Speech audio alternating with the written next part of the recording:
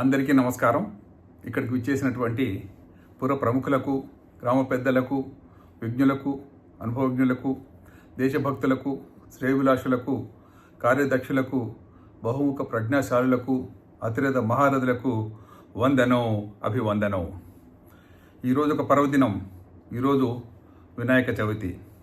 మనందరికీ ఉన్నటువంటి అత్యంత గొప్ప పండుగల్లో సంవత్సరం పొడుగునా గమనిస్తే ఇది సర్వ విఘ్నాలను తొలగిస్తూ, మన కష్టాలను, అడ్డంకులను నిర్వీర్యం చేస్తూ, మార్గం సుగమం చేస్తూ, ఉన్న స్థాయి నుంచి మరింత ఉన్నత స్థాయికి ఎగవాకే ప్రయత్నంలో గొప్ప లక్ష్యంగా, గొప్ప విఘ్నంగా దీన్ని పేర్కొనవచ్చు.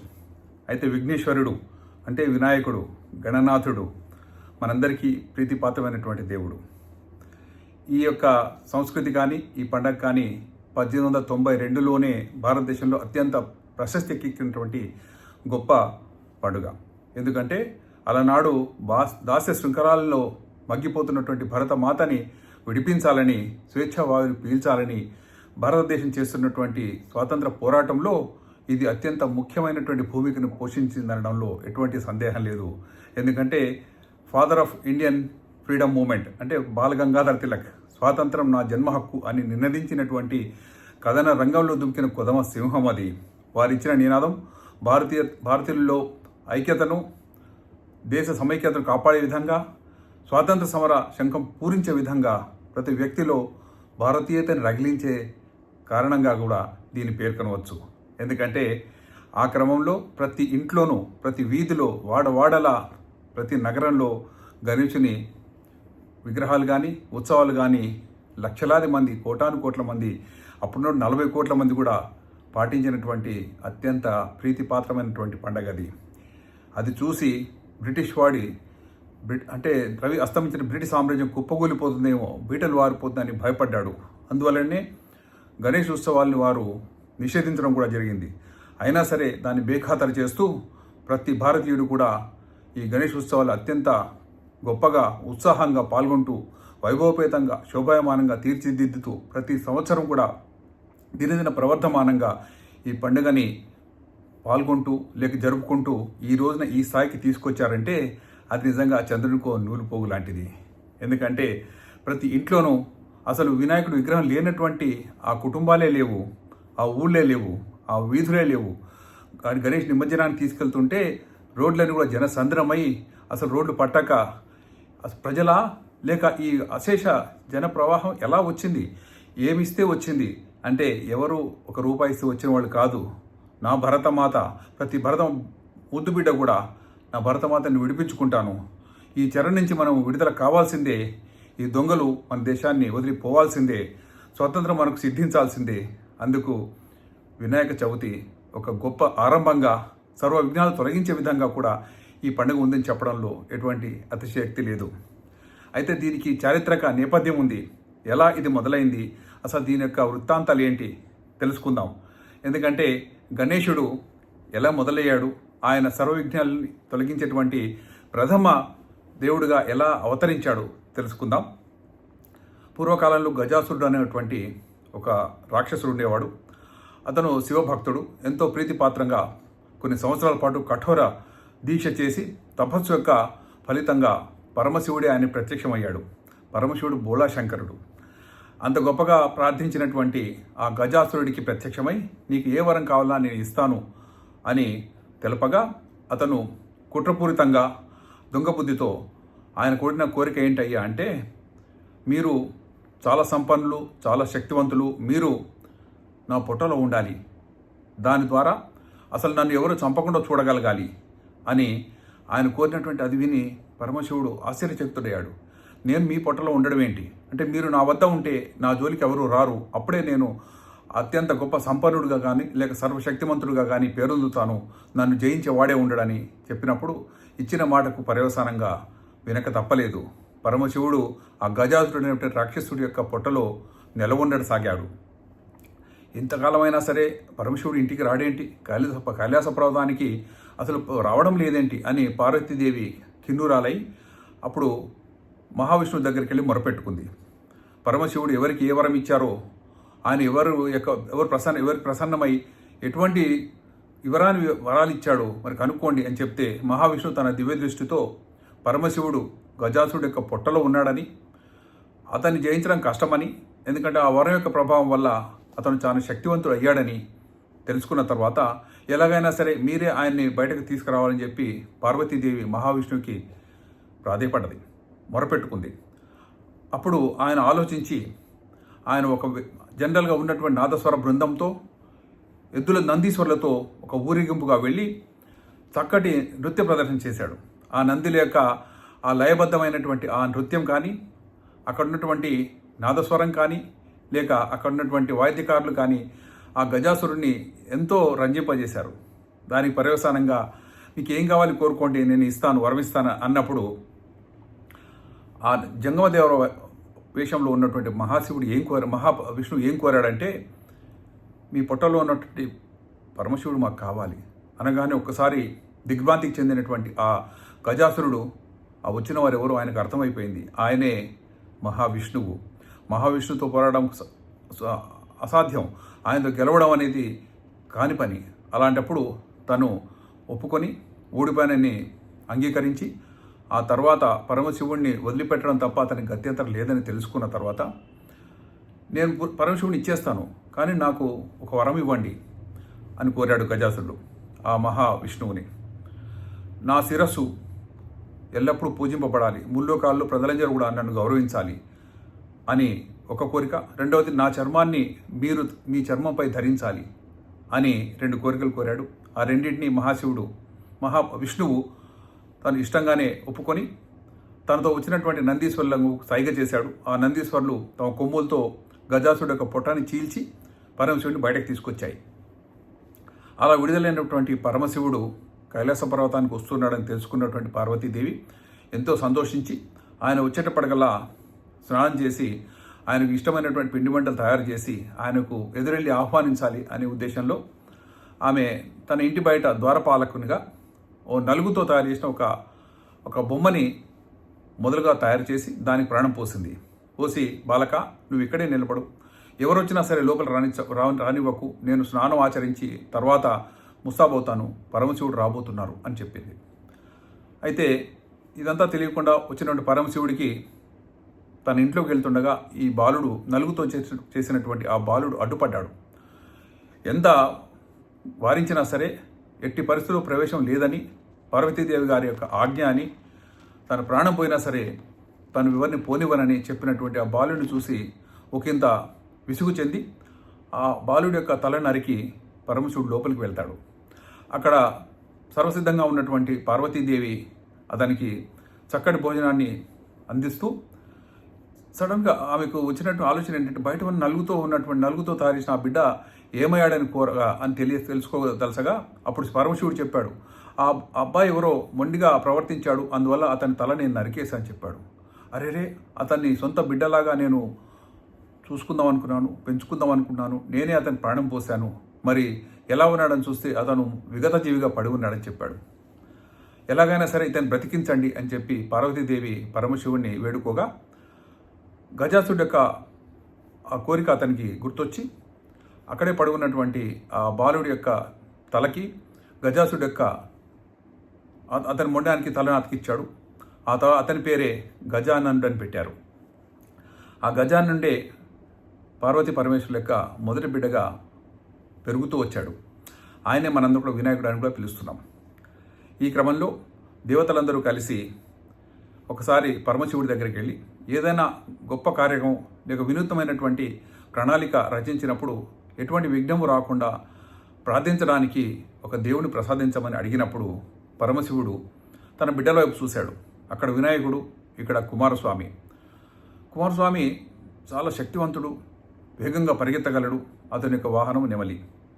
వాళ్ళిద్దరిని చూస్తూ పరమశివుడు చెప్పింది ఏంటంటే, మీరిద్దరు కూడా ముల్లోకాల్లో ఉన్నటువంటి 9,000 నదుల్లో మీరు స్నానం ఆచరించి అక్కడ పూజలు చేసుకుని ప్రదక్షిణాలు చేసుకుని చివరికి మా దగ్గరికి ఎవరు ముందు తిరిగి వస్తే వారినే విఘ్నేశ్వరుడిగా నువ్వు ప్రకటిస్తానని చెప్పాడు. అది విన్న మరుక్షణమే కుమారస్వామి తన నెమలి పైన వాయువేగంతో ఆ ప్రయత్నంలో నదుల వైపు పరుగులు తీశాడు. కానీ వినాయకుడు అక్కడే నిలబడి, తండ్రి గారు, నా శరీర ఆకృతి మీకు తెలుసు, నేను వేగంగా పరిగెత్తలేను. నాకు ఉన్నటువంటి ఈ పొట్ట వల్ల కూడా అంత వేగం పుంజుకోలేకపోతున్నాను. అలా ముల్లోకాలు తిరిగి రావడం నా వల్ల సాధ్యం కాదు. మీరు పెట్టినటువంటి ఈ పరీక్ష నాకు కష్టంగా ఉంది. దీనిలో నెగ్గడం ఎలాగో మీరే ఉపాయం చెప్పండి అని కోరుకున్నాడు.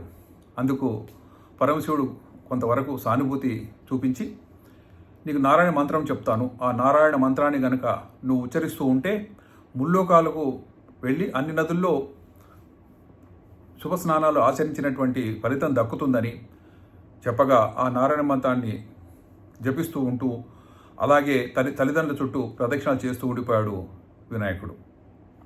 అయితే కుమారస్వామి వెళ్ళిన ప్రతి నది దగ్గర కూడా అతని కంటే ముందే వినాయకుడు ఉన్నట్లు, అతను స్నానం చేసి బయటికి వెళ్ళిపోతున్నట్టు కుమారస్వామి కనబడింది. చాలా ఆశ్చర్యపోయాడు. నా తమ్ముడు ఇలా, నా వినాయకుడు ఎలా వస్తున్నాడు, ఇంత త్వరగా రాగలుగుతున్నాడే, నాకంటే ముందు వెళ్ళగలుగుతున్నాడే అనుకున్నాడు. చివరికి ముల్లోకాల్ని చుట్టి వచ్చి అన్ని నదుల్లో స్నానం ఆచరించి వచ్చినటువంటి కుమారస్వామికి తనకంటే ముందే తల్లిదండ్రుల దగ్గర వినాయకుడు అక్కడ ఉండడం గమనించి పరమశివుడితో చెప్పాడు, తండ్రి గారు, వీరినే విఘ్నేశ్వరుని ప్రకటించండి. ఎందుకంటే మా అన్నగారు నాకంటే ముందే వచ్చారు. అప్పటి నుంచి కూడా ఆయన్ని గణనాథుడని, విఘ్నేశ్వరుడని పలకడం మొదలైంది. అంటే అన్ని విఘ్నాలు తొలగిపోవాలంటే విఘ్నేశ్వరుడికే పూజించాలి. ఆ బిరుదు అతను ప్రసాదించిన తర్వాత అందరు దేవతలు ఆయనని కొనియాడుతూ ప్రశంసిస్తూ ఆయనకు ఇష్టమైనటువంటి పిండి వంటలు అనేకం తయారు చేసుకుని వచ్చి ఆయనకి తినిపించారు. తినిపించిన తర్వాత ఉండ్రాళ్ళు, కుడుములు, పిండి వంటలు, అవన్నీ పండ్లు, పలహారాలు భుజించిన తర్వాత ఆయన పొట్ట బాగా బరువెక్కింది. చీకటి పడి వేళకల్లా తల్లిదండ్రుల దగ్గరకు వచ్చాడు. వచ్చిన తర్వాత ఆయన తల్లిదండ్రులకు పాదాలకు నమస్కరించాలంటే పొట్ట అడ్డొస్తుంది, సాష్టాంగ నమస్కారం చేయలేకపోతున్నాడు. కాబట్టి ఆయన పడుతున్న అవస్థలు చూసి శివుని తలపై ఉన్నటువంటి చందమామ పక్కున నవ్వింది. అది చూడగానే పార్వతీదేవి ఎంతో కోపోద్రిక్తురాలైంది. ఆ సమయంలో కింద పడిపోయినటువంటి ఈ వినాయకుడి యొక్క పొట్ట పగిలి అందులోంచి కుడుములు, ఉండ్రాళ్ళు, పిండి వంటలు, పండ్లు, పలహారాలన్నీ కూడా బయటకు వచ్చినాయి. ఆ బిడ్డ చనిపోయింది. అదేంటి, నా బిడ్డ చావుకు నువ్వు కారణం అవుతావా, ఆయనను చూసి నువ్వు పరిహసిస్తావా, ఈ విధంగా అవమానిస్తావా అని చెప్పి పార్వతి కోపోద్రిక్తురాలై నీ పట్ల ఎవరు చూసినా సరే వారు నీలాపనిందలకు గురవుతారని చెప్పి శాపం ఇచ్చింది. అది విన్నటువంటి చంద్రుడు ఒక్కసారిగా ఖిన్నుడై ఆమె పాదాలపై పడి, నాకింత శాపం ఇవ్వకండి, ఇది చాలా తీవ్రమైన శాపం, ప్రజలు నన్ను చూడకపోతే ఎలా, నేను ప్రజలను చూడకుండా ఎలాగైనా సరే దీనికి ఉపాయం చెప్పమని కోరుకున్నాడు. కానీ ఆమె శాంతించలేదు. ఆ క్రమంలో అనేక మంది దేవతలు వచ్చి చందమామ అందరికీ ప్రీతిపాత్రుడు, ఆ వెన్నెల, ఆ హాయి, ఆ చల్లదనం, దానివైపు చూడటం, ఇవన్నీ కూడా మనసుకు ఆహ్లాదాన్ని కలిగిస్తాయి. కాబట్టి ఏదో విధంగా దానికి ప్రాయశ్చిత్తం చెప్పమని ప్రాధేయపడతారు. అప్పుడు ఆమె కొంతవరకు శాంతించి, అన్ని రోజులు కాదు, వినాయక చవితి రోజు మాత్రమే ఎవరైతే చంద్రుడిని చూస్తారో వాళ్ళు నీలాపనిందలకు గురవుతారు అని ఆమె కొంతవరకు ఉపశమనం ఇచ్చింది. దాని తర్వాత అది ఆ విధంగా ప్రసిద్ధికి ఎక్కింది, వినాయక చవితి రోజు ఎవరు చంద్రుడిని చూడకూడదని.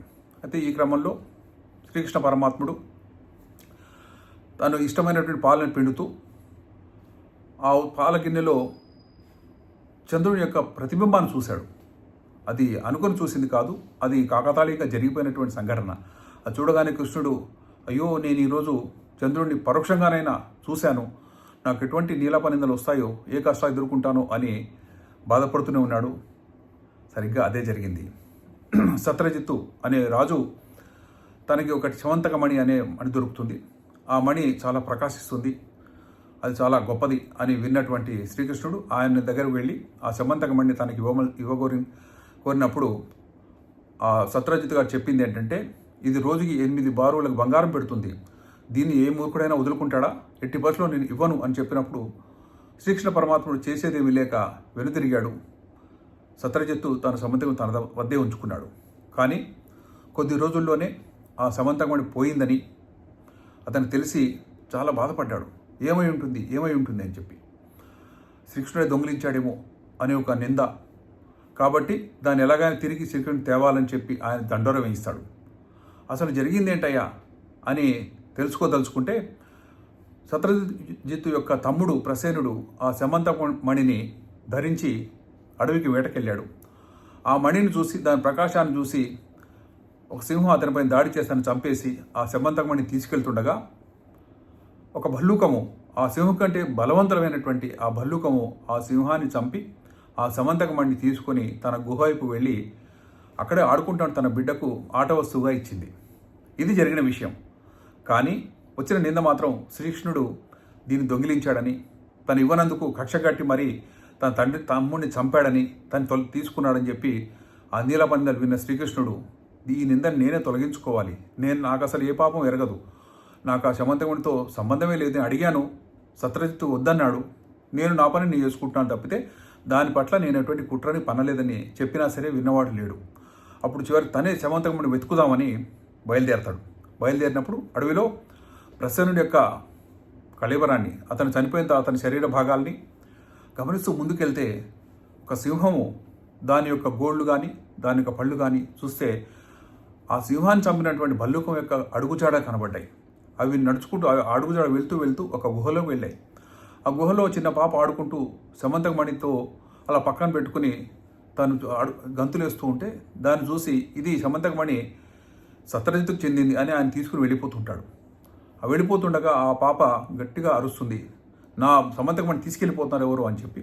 అది విన్నటువంటి ఆమె తండ్రి జాంబవంతుడు పరిగెత్తుకుంటూ వచ్చి, మీరెవరు, నా బిడ్డ యొక్క ఆట వస్తువును ఎందుకు దొంగిలించుకుపోతున్నారు, అది మాది, నేనే ఆ సింహాన్ని చంపి మరి తెచ్చాను అని చెప్పినప్పుడు శ్రీకృష్ణ భగవానుడు అతనితో పోరాడతాడు. ఈ శమంతకమణి మీది కాదు, ఇది సత్రజిత్తుది, ఇది దొంగిలించాలని నాపైన నింద ఉంది, కాబట్టి నేను తిరిగి అతనికి ఇవ్వడానికి ప్రయత్నం చేస్తున్నాను అంటే అలాంటి ఎట్టి పరిస్థితుల్లో కుదరదని అతను పోరాటానికి దిగుతాడు.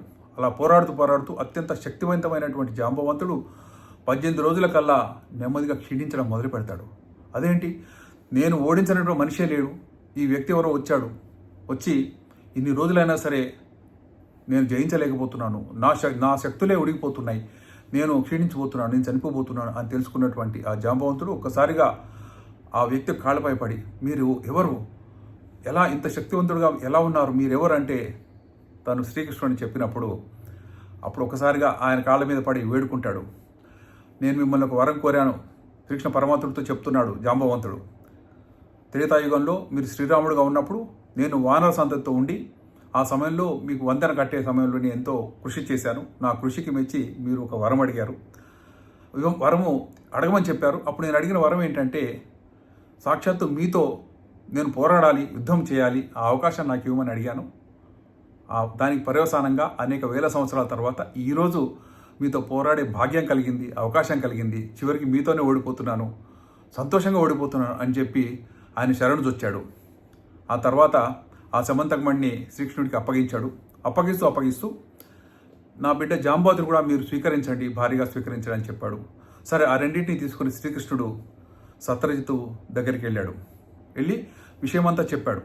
నేను వినాయక చవితి నాడు పాలల్లో చంద్రుడి యొక్క ప్రతిబింబం చూడడం వల్ల నా పైన నిందలు వచ్చినాయి, దాన్ని నిర్మూలించడానికి, ఆ నిందని వమ్ము చేయడానికి నేను ప్రయత్నించి ఈ విధంగా మీ శమంతకమణి తిరిగి మీకు ఇస్తున్నాను, నేను ఎట్టి పరిస్థితుల్లో దొంగతనం చేయలేదు అని చెప్పినప్పుడు ఆయన యొక్క నడవడికకి నచ్చి సత్రజిత్తు తన కుమార్తె అయినటువంటి సత్యభామని పెళ్లి చేసుకోమని శ్రీకృష్ణుడికి కోరుతాడు. అదేవిధంగా శమంతకమణిని కూడా తీసుకోమని చెప్తాడు. అప్పుడు శ్రీకృష్ణ పరమాత్ముడు సున్నితంగా ఆ శమంతకమణిని నిరాకరించి సత్రజిత్తు గారికి ఇచ్చేసి సత్యభామను మాత్రం భారీగా స్వీకరించి తిరిగి వస్తాడు. దీని సారాంశం ఏంటంటే, చంద్రుని ఎవరైనా సరే వినాయక చవితి నాడు చూస్తే ఇన్ని కష్టాలు వస్తాయి, ఆయన శ్రీకృష్ణ పరమాత్ముడు కాబట్టి ఏదో విధంగా తన నిందని రూపుమాపుకోగలిగాడు, మరి సామాన్యులు ఎలా చేయగలుగుతారు అని దేవతలు ప్రాధేయపడినప్పుడు మరి ఎవరైనా సరే తెలియకుండా వారికి అటువంటి ఆశ లేకున్నా చంద్రుని చూడాలని వారికి ఉత్సాహం లేకపోయినా సరే ప్రమాదవశాత్తు చూస్తే మరి వారికి ఏదైనా ఏ కష్టం వస్తుందో దానికి కూడా ప్రాయశ్చిత్తం చెప్పమని పార్వతీదేవిని ప్రాధేయపడతారు. అప్పుడు ఆమె చెప్తుంది, ఎవరైనా సరే వినాయక చవితి నాడు చంద్రుని చూసినా వారు మొత్తం వినాయక విజయంలో వినాయకుని యొక్క ఇతివృత్తాలన్నీ కూడా చరిత్ర అంతా కూడా తెలుసుకొని ఒకసారి ఈరోజు పఠనం చేసి పూజ చేసుకున్నట్లయితే వారికి ఆ నిందలు కాకుండా ఉండడానికి నేను శాప విముక్తి కలిగిస్తున్నాను అని చెప్పినప్పుడు అందరూ కూడా సంతోషిస్తారు. ఆ తర్వాత గణేశుడికి గొప్ప పూజలు జరుపుతారు. అందుకే వినాయక చవితి నాడు ఎవరైనా సరే పూర్తిగా చరిత్రను తెలుసుకోవాలి, దాని వెనుక ఇతివృత్తాలు తెలుసుకోవాలి, వాటిలో ఉన్న సారాంశం కానీ, దానిలో ఔన్నత్యం కానీ, అందులో ఉన్న వైభవం కానీ, లేక శోభాయమైనటువంటి ఆ సంకేతాలు కానీ తెలుసుకుంటే ప్రతి ఒక్కరు కూడా శాప విముక్తులవుతారు, సంతోషంగా జీవిస్తారు. ఈరోజు వినాయక చవితి సర్వ విఘ్నాలు తొలగిపోయే ఒక మహత్తరమైనటువంటి ఒక దినం. అలాంటి రోజున ప్రతి ఒక్కరు సంతోషంగా ఉండాలని, అష్టైశ్వర్యాలతో ఆయురారోగ్యాలతో శతమానం భవతి అందరూ 100 ఏళ్ళు జీవించాలని, వారి యొక్క మనోభిషాలను కూడా తప్పకుండా తీరాలని, అందుకు ఆ పరమశివుడు కానీ ఆయన కుమారుడు విఘ్నేశ్వరుడు కానీ మనందరికీ తోడుగా ఉంటాడని, ఆశీస్సులు ఇస్తాడని ప్రార్థిస్తూ మీ అందరికీ శుభాకాంక్షలు తెలియజేస్తూ బోలో గణపతి మహారాజ్ కి జై.